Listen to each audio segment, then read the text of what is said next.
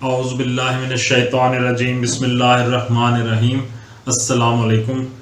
آج آپ کا میزبان ڈاکٹر کاشف بشیر تفہیم القرآن سیریز کی قسط نمبر 39 کے ساتھ آپ کے سامنے حاضر خدمت ہے، جس میں ہم انشاءاللہ العزیز سورہ آل عمران سے آغاز کر رہے ہیں، اور آج کی قسط میں ہم اس کا تعارف آپ کے سامنے پیش کریں گے جیسا کہ تفہیم القرآن میں بیان ہوا ہے۔ آغاز کرتے ہیں اس دعا کے ساتھ کہ اللہ تعالیٰ ہماری اس کوشش کو قبول فرمائے اور اس میں مزید بہتری لانے اور اس کو جاری و ساری رکھنے کی توفیق عطا فرمائے۔ بسم اللہ الرحمن الرحیم۔ آل عمران، اس صورت میں ایک مقام پر آل عمران کا ذکر آیا ہے، اسی کو علامت کے طور پر اس کا نام قرار دے دیا گیا ہے۔ اس میں 4 تقریریں شامل ہیں۔ پہلی تقریر آغاز صورت سے چوتھے رکوع کی ابتدائی 2 آیتوں تک ہے، اور وہ غالباً جنگ بدر کے بعد قریبی زمانے ہی میں نازل ہوئی ہے۔ دوسری تقریر جس آیت سے شروع ہوتی ہے اس کا ترجمہ یہ ہے کہ اللہ نے آدم اور نوح اور آل ابراہیم اور آل عمران کو تمام دنیا والوں پر ترجیح دے کر اپنی رسالت کے کام کے لیے منتخب کیا تھا۔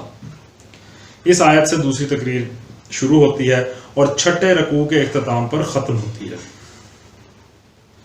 یہ سن 9 ہجری میں وفد نجران کی آمد کے موقع پر نازل ہوئی۔ تیسری جو تقریر ہے وہ 7ویں رکوع کے آغاز سے لے کر 12ویں رکوع کے اختتام تک چلتی ہے، اور اس کا زمانہ پہلی تقریر سے متصل ہی معلوم ہوتا ہے۔ چوتھی تقریر 13ویں رکوع سے ختم سورت تک جنگ احد کے بعد نازل ہوئی ہے۔ ان مختلف تقریروں کو ملا کر جو چیز ایک مسلسل مضمون بناتی ہے وہ مقصد و مدعا اور مرکزی مضمون کی یکسانیت ہے۔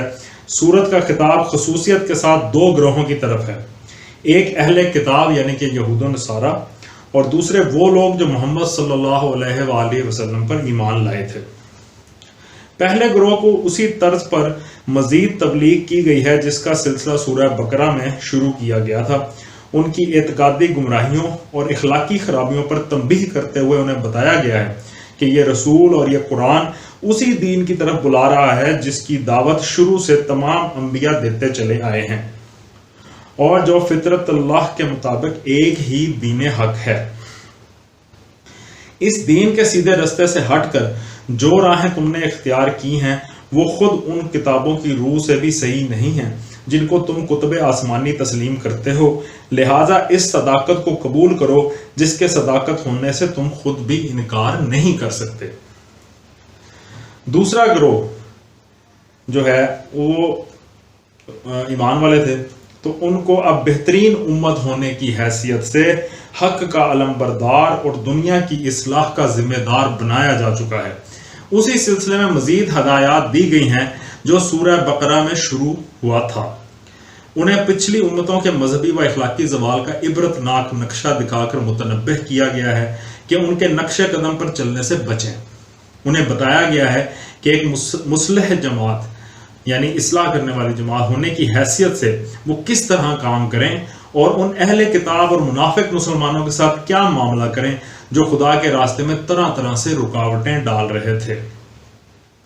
انہیں اپنی ان کمزوریوں کی اصلاح پر بھی متوجہ کیا گیا ہے جن کا ظہور جنگ احد کے سلسلے میں ہوا تھا۔ اس طرح یہ صورت نہ صرف آپ اپنے مختلف اجزاء میں مسلسل و مربوط ہے بلکہ سورہ بقرہ کے ساتھ بھی اس کا ایسا قریبی تعلق نظر آتا ہے کہ یہ بالکل اس کا تتمہ معلوم ہوتی ہے، یعنی اسی کا حصہ یا اس سے جڑی ہوئی معلوم ہوتی ہے، اور یہ محسوس ہوتا ہے کہ اس کا فطری مقام بقرہ سے متصل ہے۔ شان نزول کے بارے میں آپ کے سامنے رکھتے ہیں انشاءاللہ۔ سورت کا تاریخی پس منظر یہ ہے کہ سورہ بقرہ میں اس دین حق پر ایمان لانے والوں کو جن آزمائشوں اور مصائب و مشکلات سے قبل از وقت متنبہ کر دیا گیا تھا وہ پوری شدت کے ساتھ پیش آ چکی تھیں۔ جنگ بدر میں اگرچہ اہل ایمان کو فتح حاصل ہوئی تھی، لیکن یہ جنگ گویا بھیڑوں کے چھتے میں پتھر مارنے کی ہم مانی تھی۔ اس اولین مسلح مقابلے نے عرب کی ان سب طاقتوں کو چونکا دیا تھا جو اس نئی تحریک سے عداوت رکھتی تھیں۔ ہر طرف طوفان کے آثار نمایاں ہو رہے تھے، مسلمانوں پر ایک دائمی خوف اور بے اطمینانی کی حالت طاری تھی، اور ایسا محسوس ہوتا تھا کہ مدینے کی یہ چھوٹی سی بستی جس نے گرد و پیش کی ساری دنیا سے لڑائی مول لی ہے، صفحہ ہستی سے مٹا ڈالی جائے گی۔ ان حالات کا مدینے کی معاشی حالت پر بھی نہایت برا اثر پڑ رہا تھا۔ اول تو ایک چھوٹے سے قصبے میں جس کی آبادی چند سو گھروں سے زیادہ نہ تھی، یکا یک مہاجرین کی ایک بڑی تعداد کے آ جانے ہی سے معاشی توازن بگڑ چکا تھا۔ اس پر مزید مصیبت اس حالت جنگ کی وجہ سے نازل ہو گئی۔ ہجرت کے بعد نبی صلی اللہ علیہ وآلہ وسلم نے اطراف مدینہ کے یہودی قبائل کے ساتھ جو معاہدے کیے تھے، ان لوگوں نے ان معاہدات کا ذرا برابر بھی پاس نہ کیا۔ جنگ بدر کے موقع پر ان اہل کتاب کی ہمدردیاں توحید و نبوت اور کتاب و آخرت کے ماننے والے مسلمانوں کے بجائے بت پوجنے والے مشرکین کے ساتھ تھی۔ بدر کے بعد یہ لوگ کھلم کھلا قریش اور دوسرے قبائل عرب کو مسلمانوں کے خلاف جوش دلا دلا کر بدلہ لینے پر اکسانے لگے۔ خصوصاً بنی نذیر کے سردار کعب بن اشرف نے تو اس سلسلے میں اپنی مخالفانہ کوششوں کو اندھی عداوت بلکہ کمینہ پن کی حد تک پہنچا دیا۔ اہل مدینہ کے ساتھ ان یہودیوں کے ہمسائیگی اور دوستی کے جو تعلقات صدیوں سے چلے آ رہے تھے، ان کا پاس و لحاظ بھی انہوں نے اٹھا دیا۔ آخر کار جب ان کی شرارتیں اور عہد شکنیاں حد برداشت سے گزر گئیں تو نبی صلی اللہ علیہ وآلہ وسلم نے بدر کے چند مہینے بعد بنی قینقاع پر جو ان یہودی قبیلوں میں سب سے زیادہ پر اثر اور شریر لوگ تھے حملہ کر دیا اور انہیں اطراف مدینہ سے نکال باہر کیا۔ لیکن اس سے دوسرے یہودی قبائل کی آتش عناد اور زیادہ بھڑک اٹھی۔ انہوں نے مدینہ کے منافق مسلمانوں اور حجاز کے مشرک قبیلوں کے ساتھ ساز باز کر کے اسلام اور مسلمانوں کے لیے ہر طرف خطرات ہی خطرات پیدا کر دیے، حتیٰ کہ خود نبی صلی اللہ علیہ وآلہ وسلم کی جان کے متعلق ہر وقت یہ اندیشہ رہنے لگا کہ نامعلوم کب آپ پر قاتلانہ حملہ ہو جائے۔ صحابہ کرام اس زمانے میں بالعموم ہتھیار بند سوتے تھے، شب خون کے ڈر سے راتوں کو پہرے دیے جاتے تھے۔ نبی صلی اللہ علیہ وآلہ وسلم اگر تھوڑی دیر کے لیے بھی کہیں نگاہوں سے اوجھل ہو جاتے تو صحابہ کرام گھبرا کر آپ کو ڈھونڈنے کے لیے نکل کھڑے ہوتے تھے۔ پھر بدر کی شکست کے بعد قریش کے دلوں میں آپ ہی انتقام کی آگ بھڑک رہی تھی کہ اس پر مزید تیل یہودیوں نے چھڑکا۔ نتیجہ یہ ہوا کہ ایک ہی سال بعد مکے سے 3000 کا لشکر جرار مدینے پر حملہ آور ہو گیا اور احد کے دامن میں وہ لڑائی پیش آئی جو جنگ احد کے نام سے مشہور ہے۔ اس جنگ کے لیے نبی صلی اللہ علیہ وآلہ وسلم کے ساتھ 1000 آدمی مدینے سے نکلے تھے، مگر راستے میں سے 300 منافق یکا یک الگ ہو کر مدینے کی طرف پلٹ گئے، اور جو 700 آدمی آپ کے ساتھ رہ گئے تھے ان میں بھی منافقین کی ایک چھوٹی سی پارٹی شامل رہی جس نے دوران جنگ میں مسلمانوں کے درمیان فتنہ برپا کرنے کی ہر ممکن کوشش کی۔ یہ پہلا موقع تھا جب معلوم ہوا کہ مسلمانوں کے اپنے گھر میں اتنے کثیر التعداد مارے آستین موجود ہیں اور وہ اس طرح باہر کے دشمنوں کے ساتھ مل کر خود اپنے بھائی بندوں کو نقصان پہنچانے پر تلے ہوئے ہیں۔